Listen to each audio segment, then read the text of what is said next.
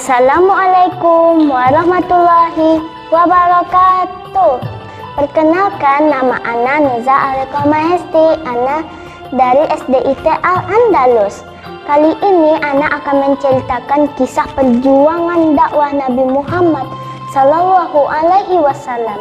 Nabi Muhammad berdakwah selama 23 tahun, 13 tahun di Mekah dan 10 tahun di Madinah. Pada 3 tahun awal kerasulannya, Nabi Muhammad berdakwah secara sembunyi-sembunyi kepada keluarga, kerabat, dan sahabat. Ketika kaum muslim bertambah banyak dan fondasi keimanan semakin kuat, barulah Nabi Muhammad berdakwah secara terang-terangan. Respon masyarakat Mekah terhadap dakwah Nabi menjadi perhatian dan perbincangan yang serius di kalangan masyarakat Makkah. Mereka menghina, menzolimi, dan bahkan ada yang mengancam akan membunuh Nabi Muhammad beserta kaumnya. Namun Nabi Muhammad tetap terus berdakwah tanpa rasa takut dan gentar. Cara kaum kafir Quraisy untuk menentang dakwah Nabi Muhammad ialah yang pertama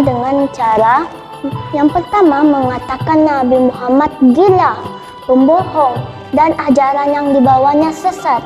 Yang kedua, menawarkan harta, pangkat menjadi raja beserta wanita cantik. Yang ketiga, berunding untuk menyembah Tuhan orang-orang kafir, dan orang Quraisy akan menyembah Tuhan Nabi Muhammad Sallallahu Alaihi Wasallam. Setelah permohonan untuk saling menyembah Tuhan tidak diterima Nabi Muhammad, maka kaum kafir Quraisy melakukan pemboikotan kepada Bani Hashim.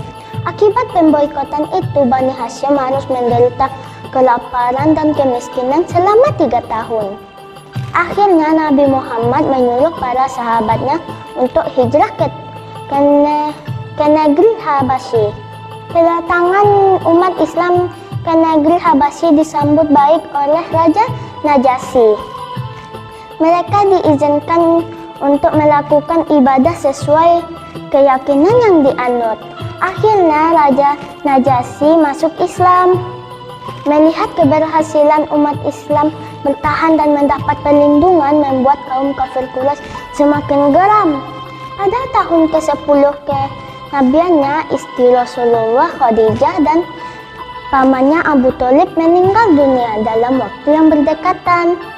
Dengan meninggalnya kedua orang tersebut, maka kaum kafir Quraisy semakin mengganggu dan menyakiti Nabi. Karena penderitaan Nabi semakin berat, maka Nabi Muhammad hijrah ke Taif. Harapan untuk mendapat perlindungan dan pertolongan dari keluarga yang berada di Taif ternyata gagal, karena mereka telah dihasut oleh Abu Jahal. Bahkan Nabi diusir, dihina dengan tidak manusiawi, dan beliau dilempari batu hingga luka dan berdarah.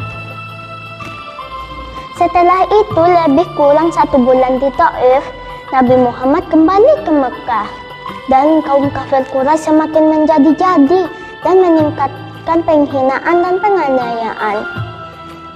Di saat menghadapi ujian yang maha berat dan tingkat perjuangannya sudah pada puncak ini, maka beliau diperintahkan oleh Allah untuk melakukan Isra Mi'raj dari Masjidil Haram ke Masjidil Aqsa dan Mi'raj ke Sidratul Muntaha untuk melihat